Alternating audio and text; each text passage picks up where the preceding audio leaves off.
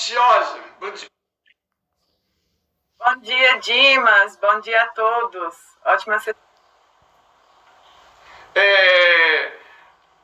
Hoje a nossa pauta principal é Covid-19 mata mais homens do que mulheres no Distrito Federal. Apesar de as mulheres apresentarem maior quantidade de diagnósticos do novo coronavírus, há mais registro de óbito de pessoas do sexo masculino. Especialistas explicam que fatores biológicos e culturais podem influenciar a incidência da doença nos gêneros. Especialistas explicam que fatores culturais e biológicos podem explicar a diferença, mas alertam que os cuidados devem ser os mesmos para ambos os gêneros. E aí, professora Georgia? Essa matéria, né, ela tem muito mais a intrigar do que a esclarecer, né? Inclusive, a gente tem uma atenção muito chamada, né, para esse aspecto aí dessa estatística, né, dessa característica estatística da doença. Bom, inicialmente a gente tem que saber que realmente existem fatores sociais, né, fatores culturais, sociais e fatores biológicos que influenciam aí nessa estatística. Tá? Vou falar dos fatores biológicos. Esses fatores biológicos, eles são mais hipóteses, ok? Uma vez que a gente não tem estudos a fundo em relação a essa diferença aí do que acontece no homem e do que acontece na mulher, tá? E aí depois a gente vai pensar um pouquinho nos fatores sociais, que obviamente é o que a gente mais tem ali como direcionamento para essa diferença de óbitos entre os homens e entre as mulheres. Bom, em relação aos fatores biológicos, né, a gente sabe que os homens eles possuem muito mais receptores para o vírus, né, no órgão que é o pulmão. Então, os homens eles têm muito mais receptores, esses receptores estão denominados de receptores ACE2, eles fazem parte, né, de um sistema que a gente chama de sistema renina, angiotensina, aldosterona. O nome é difícil, o sistema é difícil e muito complexo, mas na realidade ele está relacionado ali a processos de regulação da hipertensão, tá? E também do processo de vasoconstrição, ok? Os homens têm muito mais receptores, ok? E a gente sabe também que os jovens têm mais receptores. Mas aí como os jovens morrem menos do que os idosos se os jovens têm muito mais receptores? Muito mais desses receptores. Bom, é que os jovens ele têm uma capacidade de recuperação muito maior do que os idosos. Mesmo tendo mais receptores para o vírus, a capacidade regenerativa celular, né, é muito maior. Por isso também a quantidade de óbitos ali nos jovens é muito menor.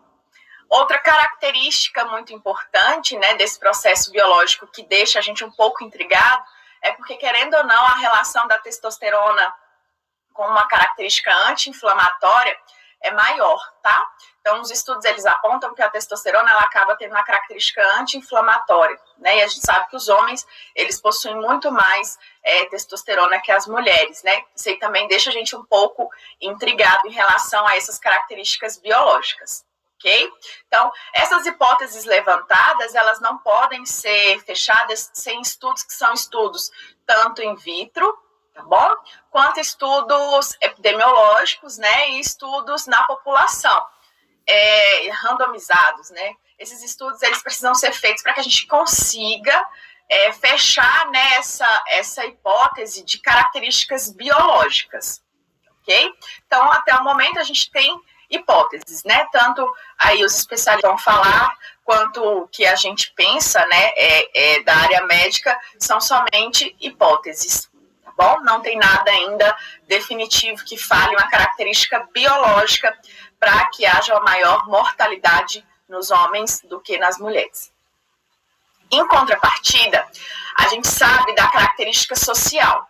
E essa sim é uma característica que nos dá uma maior segurança, né, de observar esses dados. Por quê? A gente já tem diversos estudos que mostram, né, que os homens eles procuram muito menos o atendimento médico do que as mulheres, tá? As mulheres elas acabam se infectando mais por uma característica também social, né, de acabar ali tendo uma relação mais direta com familiares, com seus filhos, né, com colegas, amigos, tem um contato mais direto. Isso é muito social, né, do próprio gênero feminino, né, um contato mais direto. E o homem já tem ali uma característica de ficar, de ter um contato ali menos direto, tá? Mas essa característica social da mulher faz com que a mulher acabe se infectando mais, que é o que os estudos mostram. Porém, as mulheres, elas têm uma característica de procurar assistência médica mais rápido, certo? E também elas têm uma característica médica de procurar um diagnóstico com mais frequência que o homem, certo? Então, se a gente for olhar a maioria das doenças, elas são diagnosticadas previamente muito mais nas mulheres do que nos homens. Porque as mulheres fazem, né, ali o seu check-up, elas procuram fazer testes de diagnóstico, elas procuram manter, né, esse fluxo de ida ao médico com maior frequência do que os homens. Então, as mulheres vão muito, muito mais ao médico do que os homens, né? E os homens deixam para ir ao médico ali quando estão se sentindo muito mal. E muitas vezes a doença ela já progrediu para sinais e sintomas graves, né, que não foram atendidos no início, né? Então, obviamente, se eu procuro um médico mais tarde, eu vou ter mais dificuldade de tratamento, né, de acompanhamento, de tratamento aí dessa doença. Outra característica, os homens eles aderem menos aos tratamentos das doenças crônicas, né, das doenças de base.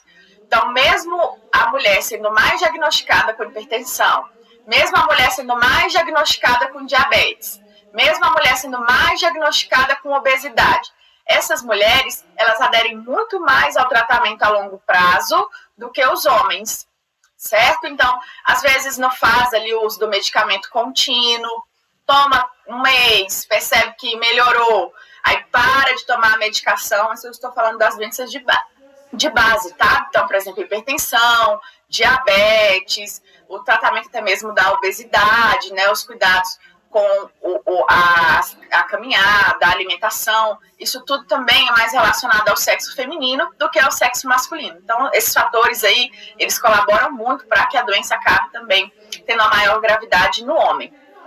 Sem contar que existem outros fatores sociais que são mais presentes no homem do que na mulher, tá?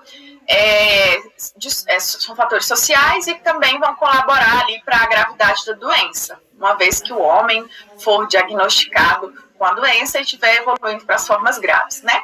Tanto o alcoolismo quanto o tabagismo, eles estão mais presentes, né? Eles são mais comuns entre as pessoas do sexo masculino. Então, os homens, eles bebem mais, eles fumam mais, eles não aderem muitas vezes aos tratamentos das doenças crônicas, certo? Não fazem ali o uso contínuo de seus medicamentos que são receitados a longo prazo, né, para tratamento de doenças crônicas, como diabetes, hipertensão.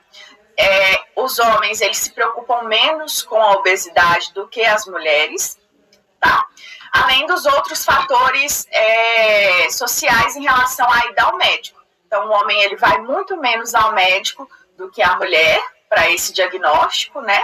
E só vai ali quando está com sinais e sintomas bem graves, né? Muitas vezes já vai direto ali para o atendimento de terapia intensiva. Professora, estamos no bate-papo com a professora... Cadê o papel? Cadê o papel? Você me matou, meu Deus do céu. Estamos no bate-papo com a bióloga, a biomédica com mestrado em bioquímica clínica e professora efetiva da Escola Técnica de Saúde do Distrito Federal, a professora Georgia Maia Ribeiro no quadro. E aí, doutora, professora, eu conheço um senhor por nome de Adão que fuma muito. E eu já não fumo. Sou um ex-fumante, não fumo. Há 5 anos que eu não sei o que é botar um cigarro na minha boca. Mas bebo muito. Quer dizer, esses dois casos foram citados pela senhora. O homem fuma e bebe. Quer dizer, eu vou encontrar uma facilidade maior por beber e o seu Adão por fumar. É assim mesmo? Então, realmente, né, tanto o álcool quanto o tabagismo, ele é mais frequente no sexo masculino, né, no gênero, né, masculino, ele é muito mais frequente aí no homem. Então, tanto o álcool quanto o fumo, eles têm um fator bem prejudicial para o sistema imunológico, né? Como a gente já comentou algumas vezes, em relação ao álcool, eu tenho lá uma alteração, né, um metabolismo acelerado do fígado para tentar justamente metabolizar esse composto, acaba ali tendo alterações celulares do órgão, e o fígado, ele é um, né, dos principais órgãos que produzem proteínas, algumas proteínas que participam do nosso sistema imunológico, e acaba tendo ali um prejuízo, sem contar alterações, né, do próprio sistema nervoso, que influencia de uma forma geral, né, a liberação de diversos hormônios, diversos reguladores, imunorreguladores, entre outras coisas. Bom, em relação ao tabagismo, né, o tabagismo crônico, ele é extremamente preocupante para o paciente que tem doenças respiratórias. Isso de uma forma geral, né? Qualquer infecção do trato respiratório, ele vai ser prejudicado, essa infecção ela vai, né, ali ter uma piora nos pacientes que são tabagistas, que são fumantes, ok? Por que isso acontece? Porque eu tenho, como a gente já comentou, né, um pulmão menos responsivo, né? Esse pulmão, ele tem ali uma característica de ter uma perda das suas respostas, né, respiratórias, justamente por causa desse uso crônico do tabaco. Sem contar, né, que o cigarro, ele também possui diversos componentes químicos, diversos compostos químicos, que são compostos que diminuem essa resposta, né? E, inclusive, a gente sabe, né, da associação direta entre o cigarro e outras doenças, principalmente o câncer, né? Porque ele tem um fator promotor que facilita com que essas células tenham uma aceleração. Ele tem um fator, né, que danifica o DNA da célula e pode acabar promovendo aí uma aceleração do crescimento de células com o DNA alterado, né, promovendo ali o que a gente chama de neoplasias. E isso faz com que esse paciente ele acabe, sim, sendo um paciente muito mais propenso a evoluir para formas graves, né, de todas as doenças respiratórias, né, sejam elas bacterianas, virais, até mesmo fúngicas, ok? Então, esse paciente, ele acaba tendo uma maior propensão, né, a evoluir para as formas graves da doença, uma vez que o pulmão, ele não tem ali uma resposta muito efetiva. A gente também sabe que o cigarro está associado ao aumento da hipertensão, né, justamente por influenciar nessas células, que são células que participam desse sistema aí, né, renina, angiotensina, aldosterona. Todas essas características fazem com que o paciente, que é um paciente fumante, ele evolua com uma chance maior, né, das formas graves e também uma chance maior de evoluir para o óbito. O ideal é que o paciente que seja um paciente tabagista, né, ele, óbvio, se ele parar de fumar, eu tenho a chance, né, a diminuição de várias características aí, né, desses problemas. Mas também ele tem que evitar ao máximo de se expor, né, porque a recuperação de Já me explicou um negócio lá que pode dar negativo se acontecer. Não tem não, uma demora e pelo jeito que demorou, entendeu? Não, a Carla tá. Ela nem conseguiu falar mais, só mandou o áudio de um monte de carinha chorando. Ou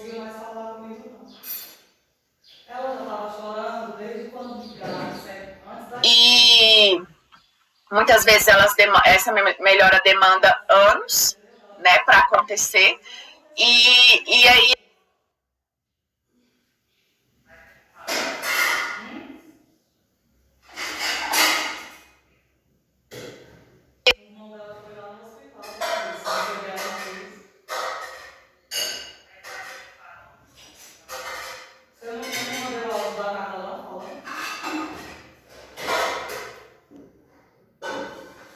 que tem um pulmão mais prejudicado, um pulmão não responsivo, né? E sem contar que facilita as doenças crônicas, né?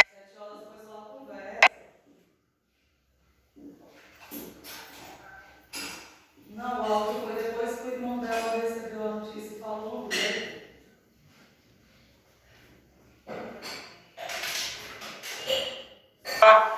Da Escola Técnica de Saúde do Distrito Federal, a professora Georgia Maia Ribeiro, no quadro E aí, doutora? Professora, como se manter ativo durante o isolamento gerado pela pandemia? Agora que ela respiradora dele. Ela não está doendo uma cara. Ela vai tribular os irmãos. Ela vai virar o seguinte, vai ficar louca. Fácil nas suas casas, né, para poder fazer exercícios físicos. Bom, primeiro, agora a gente tem que pensar em se caver, né, do contágio aí pelo coronavírus. Essa é a nossa primeira prioridade. Essa sim é a nossa prioridade, né, se precaver contra o coronavírus. O ideal é que esses exercícios eles sejam feitos em casas, né? Sejam feitos em casa, se manter ativo. Hoje a gente vê, né, muitos sites, muitos vídeos na internet ali. Coloca uma música, dança, né? Vê um vídeo no YouTube, vê um vídeo na internet que mostra ali como você acabar tendo fazendo uma atividade física dentro de casa, né?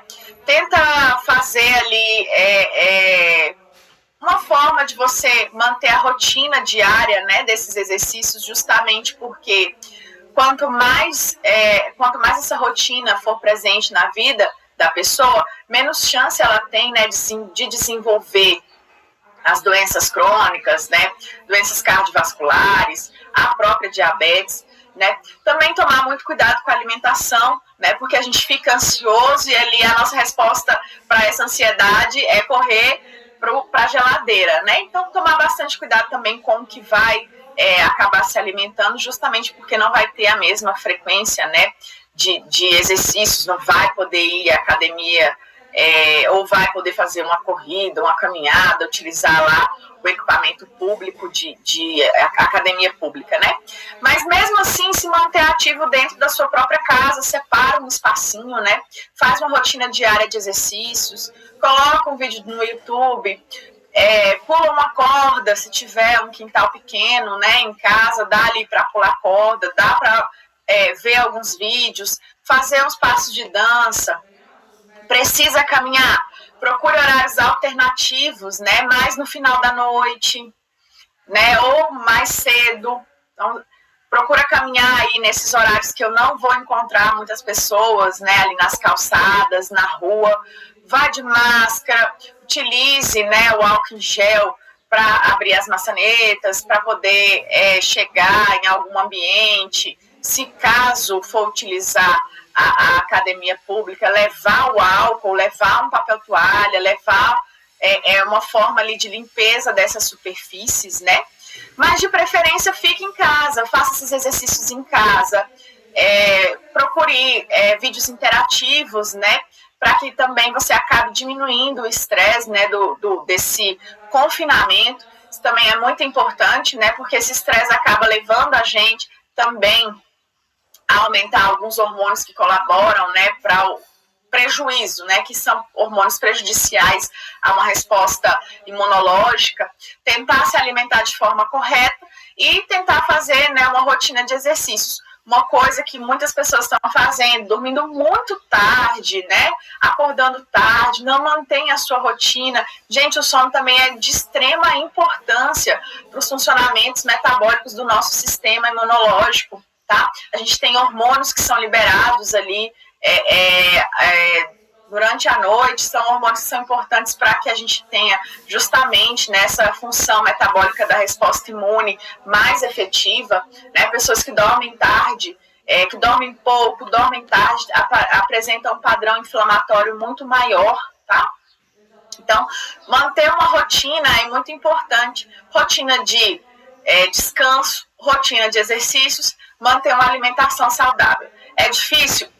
É muito difícil, porque a gente acaba ali tendo como resposta procurar alimentos que são alimentos mais calóricos, né? Isso acaba prejudicando também o nosso metabolismo. Então, de uma forma de se manter ativo se mantenha ativo em casa, procure, né, vídeos, procure um exercício em uma área externa. Se precisar fazer caminhada, vá mais cedo ou vá em um horário mais à noite, justamente para evitar o fluxo de pessoas, né, e ali a aglomeração.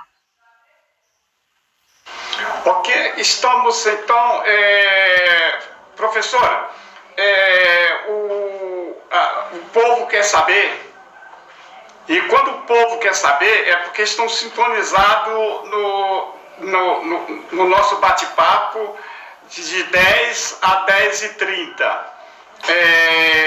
Qual a denominação religiosa da senhora? Eu não tenho religião, tá? Eu sou uma pessoa que eu não tenho religião. Bom, até engraçado falar isso aqui, né? Um pouquinho. Eu não tenho nenhum tipo de culto religioso, né? Sou agnóstica. Não tenho nenhum culto religioso. Ok, estamos encerrando o nosso bate-papo de hoje, dessa sexta-feira, com a bióloga, biomédica, com mestrado em bioquímica clínica e professora efetiva da Escola Técnica de Saúde do Distrito Federal, a professora Georgia Maia Ribeiro, no quadro E aí, doutora? Muito obrigado, doutora. Tenha um bom dia, um bom final de semana e até segunda-feira.